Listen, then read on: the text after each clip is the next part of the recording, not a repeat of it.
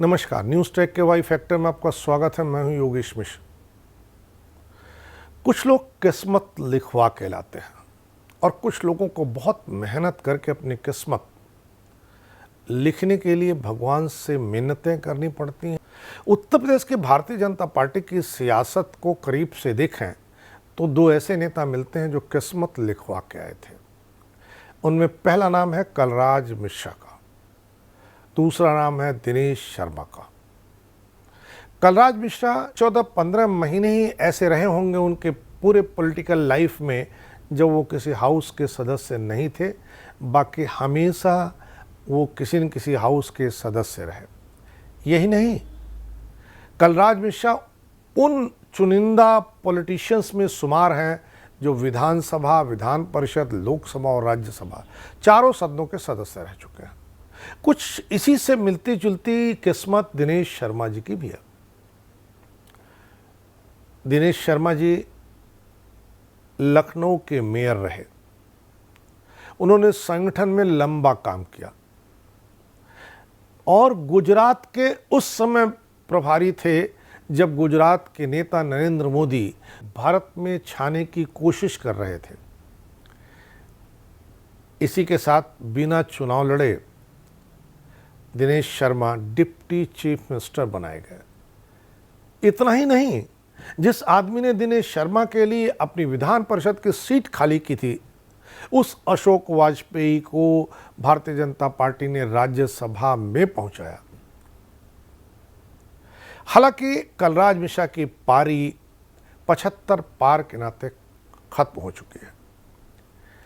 दिनेश शर्मा सदन के सदस्य हैं, पर दिनेश शर्मा के पास कोई पोर्टफोलियो नहीं है और एक बात उनके बारे में प्रायः कहते हुए लोग मिल जाते हैं कि वो काम नहीं करते।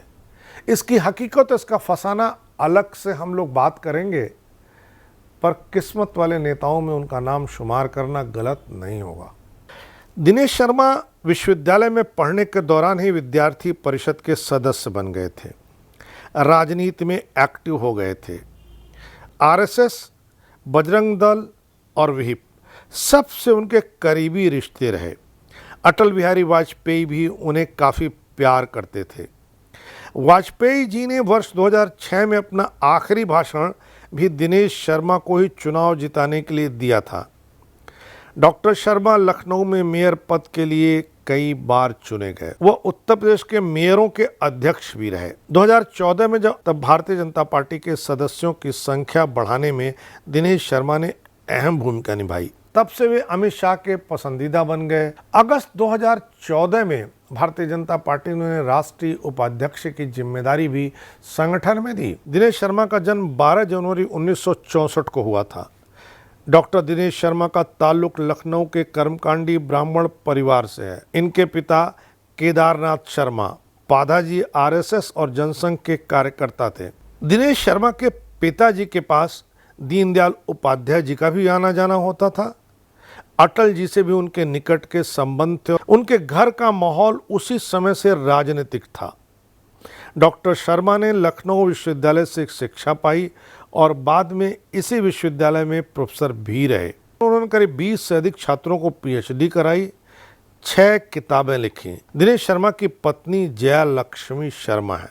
दिनेश शर्मा के आमंत्रण पर ही 2016 के अक्टूबर में प्रधानमंत्री नरेंद्र मोदी लखनऊ की ऐतिहासिक ऐशबाग रामलीला में शामिल हुए।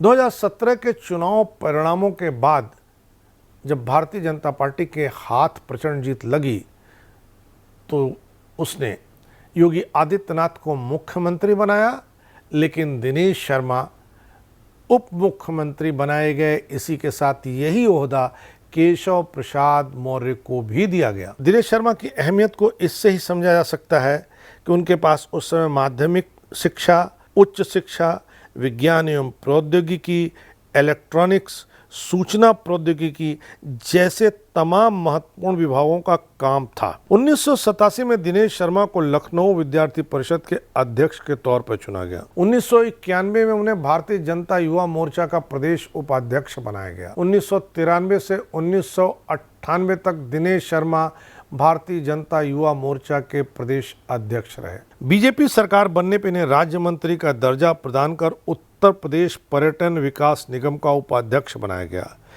पर्यटन निगम के उपाध्यक्ष रहते हुए भाजपा संगठन में भारतीय जनता युवा मोर्चा का प्रदेश प्रभारी भी बनाया गया। मेयर पद पर उनकी जीत का एक आंकड़ा Limca book of world record से भी जुड़ता है। दिनेश शर्मा भारतीय जनता पार्टी के राष्ट्रीय सदस्यता अभियान से भी जुड़े रहे। अब वह उप मुख्यमंत्री नहीं है, हालांकि वो सदन के सदस्य हैं। केशव मौर्य चुनाव हार जाने के बाद भी उप मुख्यमंत्री हैं। ऐसे में यह जेरे बहस है कि आखिर पार्टी दिनेश शर्मा से क्या काम लेगी, कब काम लेगी, और जिस तरह दिनेश शर्मा का रिश्ता भारतीय जनता पार्टी, जनसंघ और उसके आनुषंगिक संगठनों से जुड़ता है, उससे यह तो कहा जा सकता है कि दिनेश शर्मा बहुत लंबे समय तक खाली नहीं रहेंगे और जो पार्टी हारे हुए को उप मुख्यमंत्री बना सकती है, वह थोड़ी गलती किए, थोड़ी जल्दी किए अपने कार्यकर्ता को जरूर नवाजेगी। इस बार इतना ही, अगली बार फिर मिलेंगे किसी नए सवाल पर नए ढंग से बात करने के लिए। तब तक के लिए नमस्कार।